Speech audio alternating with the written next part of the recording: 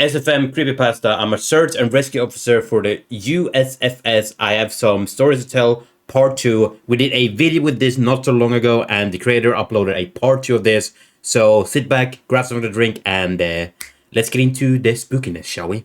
I really love these videos, dude. There's been an overwhelming amount of people mentioning the similarity between some of my stories and those of David Pauld's.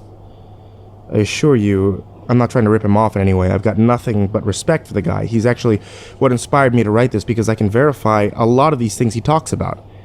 We do have a lot of these strange missing persons cases, and most of the time, they aren't solved. Either that or we find them in places they have no business being. I personally haven't been on many calls like that, but I'll share a few that I've seen and a story my friend told me that relates to this. There was a lot of feedback about the stairs, so I'll touch on that briefly here, and I'll also include a story.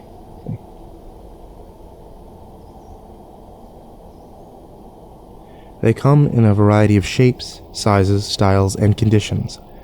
Some are pretty dilapidated, just ruins, but others are brand new.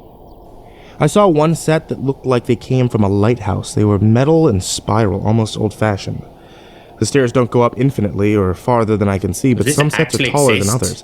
Like I said before, just imagine the stairs in your home as if someone had cut and pasted them in the middle of nowhere. I don't have any pictures. It's never really occurred to me to try after the first time.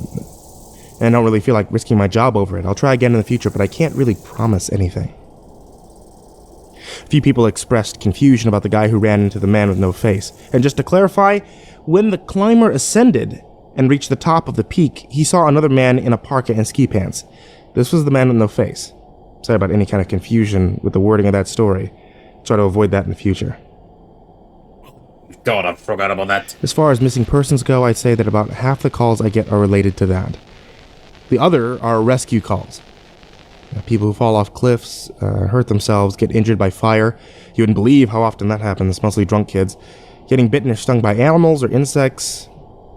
We're a tight team. We have veterans who are excellent at finding signs of lost people. That's what makes these cases where we never find any trace of them so frustrating. One in particular was upsetting for all of us, because we did find a trace of them, but it just led to more questions than answers. An older man had been hiking alone on a well-established trail, but his wife called to say that he hadn't come home when he should have. Apparently, he had a history of seizures, and she was worried that he hadn't taken his medication and had suffered one of those out on the trail. And before you ask, I have no idea why he thought that it was okay to go out alone, or why she didn't go out with him. I don't ask about these kinds of things because past a certain point, it really doesn't matter. Someone is missing, and that's my job to find them. We went out in a standard search formation, and it wasn't long before one of our vets found signs that the guy had gone off the trail. We grouped up and followed him, spreading out in a fan to make sure that we covered as much ground as possible. Suddenly a call comes over the radio telling us all to head back towards the vet's location. We come right away because this usually means the missing person is injured. We need a full team to help him find his way out to safety. We meet back up. And the vet's just standing at the base of a tree with his hands on the sides of his head. And I ask my buddy what's going on. He points up into the branches of the tree. I almost couldn't believe what I was seeing.